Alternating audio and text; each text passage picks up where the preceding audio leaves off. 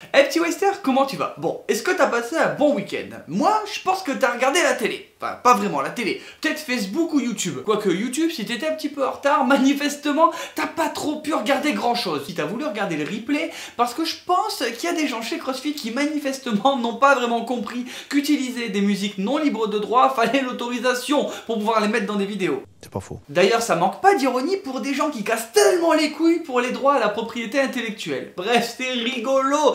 Comprendra cette blague qui pourra. Vous inquiétez pas, totalement private joke. Bref, ce week-end, c'était les CrossFit Games version Covid 2020. Et comme je suis curieux et que j'avais pas mal bavé sur la possible organisation de ce bordel, je me suis dit que la meilleure des choses, ce serait de faire une petite vidéo réaction. Alors tu sais quoi maintenant? On en parle dans la vidéo.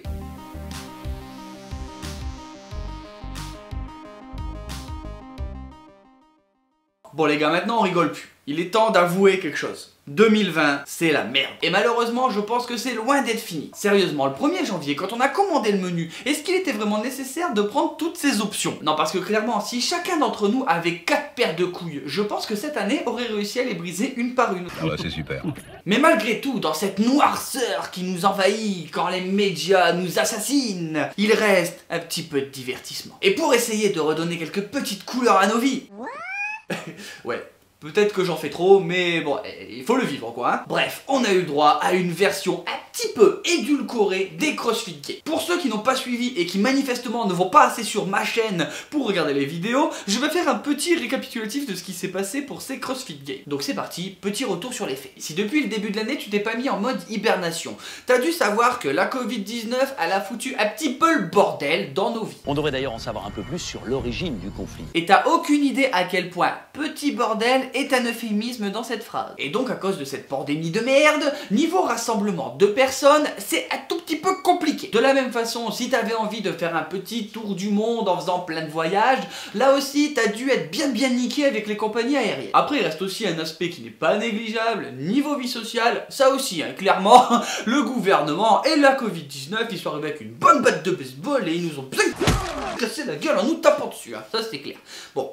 Ça c'était pour l'environnement global. Et donc CrossFit, dans sa généreuse bonté, ouais, on va dire ça comme ça, ils nous ont proposé une version un petit peu alternative des CrossFit Games. Et ça allait se passer en deux phases. Dans la première, une espèce de phase qualificative à distance, dont chacun dans sa box ou où il veut en fait, faisait les WOD et pouvait donner son temps. En gros, pour faire simple, une espèce d'open version 2.0 pour les mecs qui sont méga balèzes. Les mecs et les femmes, je sais maintenant, le masculin ne l'emporte plus dans ces putains de phrases, mais bon, t'as compris l'idée. Mais attention, comparé aux versions précédentes, il y avait quand même des limites. Comme je te l'ai dit, niveau voyage, on est un petit peu niqué. Donc pour cette phase 1, c'était un petit peu réservé aux Américains. Oh, ils n'ont pas dit, mais bon, quand même les Européens, on leur a mis un bon coup de pied dans la gueule, on va pas se mentir. La décadence est en marche. Donc après ces petits WOD, on a eu un classement. C'est un petit peu le but d'une compétition. Et on a pris les 5 meilleurs hommes et les 5 meilleures femmes pour leur dire d'aller au ranch de Dave Castro faire la phase 2, qui sont les vrais CrossFit Games. Et là clairement, quand on a vu qui allait aller au ranch, on s'est dit effectivement, ça pouvait être un petit peu des CrossFit Games entre copains. Parce que tout le monde se connaît et finalement les têtes d'affiche, y a pas grande surprise quand même. Hein. Elle est où la poulette? Et donc cette phase 2, elle s'est passée ce week-end. Ce qui est cool quand même, c'est que quelques jours auparavant, les WOD ont été dévoilés. Et c'est là qu'on s'est dit, enfin personnellement moi, que c'était quand même bien chaud. Mais franchement, je vais pas te mentir, le format 5 hommes, 5 femmes, je trouve ça vraiment moyen. Parce que, en fait, il y a 40, donc il n'y a pas vraiment de challenge à vouloir se dépenser, à aller à mort. Je sais très bien que si Matt Fraser, il va être premier, il va pas non plus se casser le cul à leur mettre une pile de 8 heures, ça ne sert à rien. Autant qu'il s'économise un peu pour les WOD d'après. Rien à développer, c'est de la merde, c'est tout. Ce qui a vraiment été annoncé pour ces CrossFit Games version Covid, c'est qu'on allait revenir à la base du CrossFit. En mode, le CrossFit, c'est des barres, de la sueur, du sang, des larmes.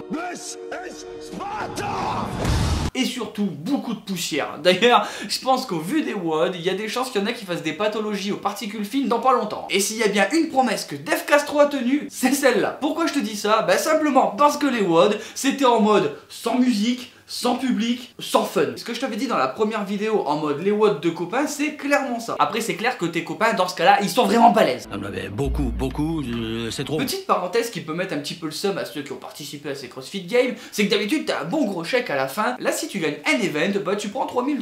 Voilà. Bon comme je te l'expliquais, il y a vraiment eu beaucoup d'aménagements pour cette période un petit peu compliquée. Ça c'était les faits. Maintenant, si on passait au WOD et au petit review de ce week-end. Notre petit dev Castro National avait clairement dit aux athlètes qu'ils devaient s'attendre à tout et n'importe quoi. Enfin, n'importe quoi, je l'ai rajouté, mais on n'est pas loin de la réalité. Et clairement, vu ce qu'il a fait pendant ce week-end, c'est un petit FDP celui-là. On s'en doutait pas, mais il est encore plus vicieux qu'on le pense. Alors, je vais être logique, je vais te parler des events dans l'ordre, parce que sinon c'est con, hein, si je t'explique direct la fin, je vois pas l'intérêt. Et donc, event 1, on se refait un petit match de 2017. Mais là, il y a un petit truc qui est drôle quand même. C'est que les charges des femmes sont supérieures à celles des hommes en 2007. Je t'avoue qu'au moment où j'ai écrit la vidéo, j'ai pas regardé les scores, mais je suis certain que d'ailleurs, elles ont fait mieux niveau temps. Je l'afficherai sûrement dans un coin si je le retrouve. C'est chaud quand même quand on réfléchit à l'évolution qu'il y a eu en si peu de temps. Oui, 13 ans, je suis désolé, c'est pas non plus une éternité, hein. On n'a pas pu tout changer, mais les méthodes d'entraînement, elles ont vraiment explosé. Et d'ailleurs, sur ce WOD, on a quand même vu un truc putain d'improbable. Matt Fraser, il a fait un no-rep. Franchement, le voir faire tomber une barre sans réussir sa répétition, et je me suis dit que c'était pas lui. Genre, il y a un mec faire ah surprise, c'est pas moi. Bah voilà, tu vois, clairement, je me suis dit, il y a un problème quelque part. Après, dans la construction, ça restait quand même un WOD classique qu'on retrouve au CrossFit. Et c'était plutôt pas mal. C'est vrai qu'ils se sont bien donnés tout ça. On va passer maintenant à l'event 2. Et là, ils vont courir. Ouais. D'ailleurs, dans ces CrossFit Games, clairement. Ils ont aimé courir, il y a quasiment tous les jours du run. Je pense qu'à la fin, ils vont plus en faire pendant un mois tellement ça va leur avoir cassé les couilles. Et là, tu vois le WOD qui a annoncé 320 mètres à courir avec un sac sur le dos. Bon, tu te dis, ça va, tranquille. Bon, 320 mètres, c'est pas grand chose, ils ont eu l'habitude de faire bien pire. Ouais, non. Non, en fait, ça se passe pas du tout comme ça. Quand t'as vu le putain de chemin qu'ils devaient faire avec leur sac de merde. Non mais clairement, hein, moi je le fais, je m'accroche à Matt Fraser et je lui demande de me tirer tout le long. C'était plus simple. Et le plus drôle là-dedans, c'est que je suis convaincu que même avec ça, il serait capable encore une fois de gagner. Bon après là je te parle de Matt Fraser parce que forcément je regarde un petit peu plus les hommes. Oui, désolé, allez, lancez-moi des cailloux. Mais Tia Claire Toumé, c'est le même combat, hein. Elle a autant d'avance que lui. Je passe à l'event 3, qui était le WOD de CrossFit de bourrin. On va faire des max. Ça c'est pas très original, on en voit très souvent. Mais là, ce qui m'a le plus surpris ou déprimé, ça dépend dans quel axe tu te situes, c'est de voir les meufs. Alors non, je n'étais pas triste de voir des meufs soulever des barres. Mais quand tu vois que elle s'amuse avec ton PR en deadlift, en shoulder press, il y a de quoi pas être bien quand même. Et clairement à ce moment-là, je me suis demandé est-ce que c'était logique de continuer ce sport. Pour les 24, clairement j'étais refait. 100 yards handstand walk. J'ai vraiment envie de le taper ce WOD parce que le handstand walk j'aime ça et je suis pas mauvais. Sauf que quand tu vois les mecs qui se tapent des putains de distances unbroken, Matt Fraser s'il te plaît, il a fait un 90 yards handstand walk unbroken. Mais qui fait ça? Lui en fait, je sais même pas pourquoi je pose cette question rhétorique, c'est nul. Et d'ailleurs, je crois que j'ai trouvé sa technique. Le mec, il est pas dans l'air comme nous. Il est à moitié sur le sol et l'autre moitié dans l'eau. Vu comment il patoche avec ses pieds et cette vitesse. Il m'a déprimé. Clairement, il m'a déprimé. Bon, par contre, il y a eu une putain de surprise, c'est pour Tia Claire Toumé. Elle a été dernière de ce WOD. Ça m'a fait plaisir. Clairement, je sais qu'il faut pas souhaiter de mal aux gens, mais ça m'a fait plaisir de la voir perdre. Il est temps de les voir tomber ces putains de champions. Il n'y a aucune surprise. Maintenant, le truc intéressant, c'est la deuxième place. La première, on sait déjà qui la prend. Et du coup, pour les femmes, c'est quand même Brooke Wells qui a gagné. Et franchement, elle s'est bien défendue. Je crois qu'elle a fait genre 2 breaks, un truc comme ça. Mais franchement, c'est bien. C'est quand même impressionnant la condition physique de tous ces athlètes, autant féminin que masculin. Quand tu te dis, allez, c'est vrai que je peux critiquer en mode ils sont tous ultra balèzes, c'est douteux quelquefois, même si on peut jamais savoir, mais franchement, quoi qu'il arrive, ils font des trucs de fou. Maintenant, je te parle du WOD qui m'a fait le plus rire de ces CrossFit Games, clairement, et pourtant il est bidon, hein. Enfin il est bidon, non, il est compliqué, mais c'était un 3 miles à courir sur un terrain varié, et là tout le monde s'élance, enfin tout le monde.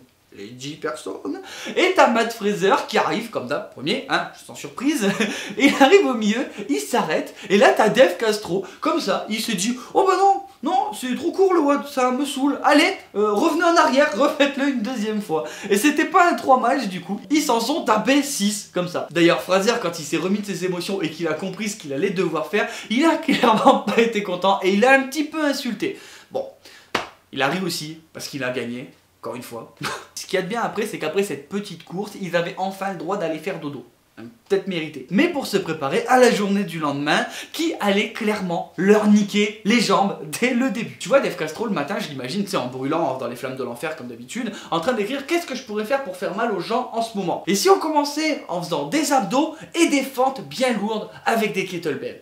D'ailleurs, entre nous, ils ont fait ce putain de WOD sur de la pelouse. T'as déjà essayé de faire des fentes sur de la pelouse? Moi je me dis que c'est le meilleur moyen pour me niquer une jambe si je glisse quoi. Après je te l'accorde, c'est une réflexion de fragile. Mais quand même, c'est chaud quoi. Donc ce joli WOD à base de toast to bar et de fentes à faire avec 2 grosses kettlebells, c'était un petit peu du fitness pour se mettre en jambe. Enfin du fitness pas vraiment comme Colonne Me en mode sympa, mais plus comme vas-y tu vas crever espèce de petit bâtard. Bien sûr cette réflexion s'adresse à 8 athlètes et non pas 10 parce que Matt Fraser et Thierry Claire-Toumé bien sûr ne l'écoutent pas. Sérieux, imagine tu vas à ta boxe, tu vas t'entraîner et tu vois ce WOD marqué sur le tableau. Est-ce que tu as vraiment envie de le faire ou de te barrer? Qui a envie de faire ça? Je me trompe ou vous n'êtes pas super fut-fut? Allez, on passe à l'event suivant. Là pour ce deuxième event de la deuxième journée, c'était un petit peu d'haltéro. Mais c'était trop simple de faire de l'haltéro normal. Du coup, on a rajouté un petit peu de cardio. C'était un leader sprint. Donc, on commençait avec tous les athlètes et à chaque round, il y en a un qui s'enlevait jusqu'à la finale. Et bien sûr, les barres, elles s'alourdissaient. Donc, un petit WOD rapide avec plein de rounds. Résultat, Thierry Claire-Toumé, Matt Fraser, ils ont gagné. On passe à la suite. Clairement, j'aurais pu te parler un petit peu des rounds, des échecs et tout, mais finalement, c'est pas très intéressant. Donc, je me suis dit qu'on allait s'attarder sur les autres WOD. Et ça a évité de faire une vidéo de 2 heures. Ce qui vient totalement de s'annuler parce que je te parle depuis 20 secondes de pourquoi j'ai fait ça. Et j'aurais pu parler du WOD plus en détail. Mais bon, bref, on passe au WOD suivant. Pour le WOD suivant, on va courir. Non, non.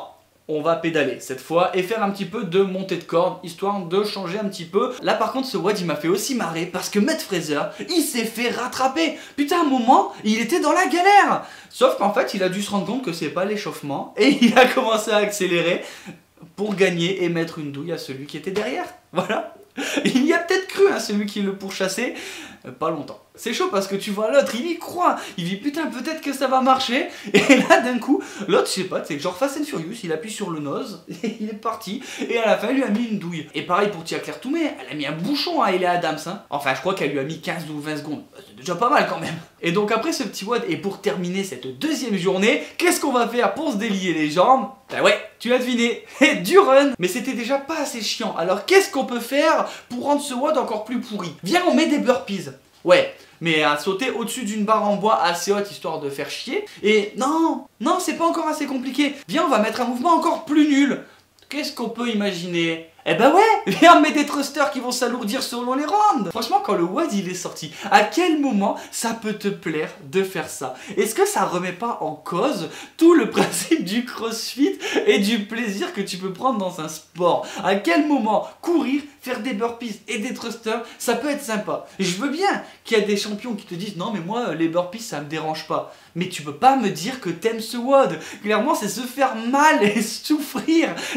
Pourquoi? Je sais qu'il y a des gens ils aiment bien le sadomasochisme, se faire frapper et tout, mais je vois pas l'intérêt. Là, clairement, c'était juste douloureux. Même de les voir, c'était douloureux. Bien sûr, je passe à la question essentielle. Qui gagne le WOD? Fraser, Toumé, voilà. Ouh. En vrai, ça me fait marrer de te dire à chaque fois qui gagne comme ça. Mais bon, c'est vrai que j'espère à un moment qu'il y ait quand même une petite surprise. Genre le handstand wall, que je me suis dit, putain, enfin, elle a une faiblesse, quoi. Il était temps. Maintenant, il reste à trouver celle de Matt Fraser. Je pense qu'il faudrait lui couper une jambe, au moins ça irait bien. Là, c'était la fin de la deuxième journée, et là, il reste le dimanche. Et comme je suis en train de tourner dimanche, tu vois, et qu'il est 10 h, je me suis dit que je devrais te faire un deuxième morceau quand les watts seront passés. Donc tu sais quoi, j'aurais probablement changé de fringue tout à l'heure, mais je te fais le petit review. Voilà, je t'avais prévenu, on est lundi, il fallait que je fasse la suite parce que au moment où j'ai tourné la vidéo, c'était pas encore tourné. Donc comment te parler de cette journée de dimanche qui a commencé avec de la putain de natation? Honnêtement, le WOD il a démarré, je me suis dit putain c'est cool, Noah Olsen il gagne. Je me suis dit ouais putain en plus le WOD il dure 2 minutes, ça va, pépouze. Mais non, il y avait 4 putains de rounds. Et quand tu les vois faire de l'assaut bike, de la piscine, des GHD et des espèces de slam ball là. Et d'ailleurs Matt Fraser qui se rate au premier round et après miraculeusement il arrive à trouver la bonne solution et qui gagne. Enfin, il gagne pas le WOD, mais comment il a rattrapé tout le monde, c'était la folie. On va pas non plus parler de Thierry Claire-Toumé qui clairement part dernière à la natation et arrive première et gagne encore l'événement. C'était fou, c'était fou. Après, comment dire, on est passé à l'event suivant qui était du run et du sled. Donc là, Franchement, ils ont dû se carboniser les jambes. Mais il y avait des techniques qui marchaient plus ou moins. Et quand on voit qu'il y en a certains qui étaient bien tout droit et tout, et qui ramaient, t'avais Matt Fraser qui était avec ses petits bras pliés et qui a tracé tout le monde. Bah voilà, encore une fois, nos surprises.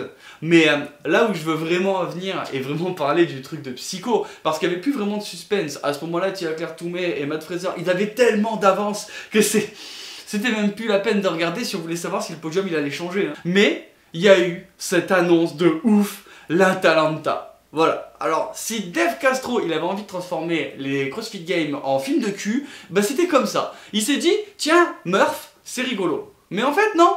Non, c'est pas assez compliqué. Alors on va faire une miles de run, 100 HSPU, 200 pistoles, parce que les squats c'est nul, et quand même, bon, les pull-ups, on va en mettre 300, histoire qu'au moins là il y a un vrai défi. Et on va recourir. Mais attends, c'est encore trop simple ça. Si en plus on mettait un gilet lesté. Quelle horreur. Sérieusement, autant certains watts, j'ai envoyé des textos à des potes en disant « Eh, celui-là on peut le faire, ça a l'air sympa et tout ». Bon, il y en a pas beaucoup, hein. Mais il y en a certains que j'ai envie de faire. Genre celui avec les fentes, je me suis dit pourquoi pas. Mais, l'Atalanta, clairement, je suis pas là. Non. Déjà, les 200 pistoles, je vais prendre une vie à les faire. C'est incroyable. Bon, le truc qui est sympa, c'est que c'est pas Claire Toumé qui a gagné, c'est Carrie Pierce. Et franchement, elle s'est défoncée. C'était vraiment cool de voir la performance. Bon, je l'ai vu en 2 parties, je vais pas te mentir, je l'ai vu ce matin à la fin. Puis Matt Fraser, égal à lui-même, comme d'habitude, il a mis une tarte à tout le monde.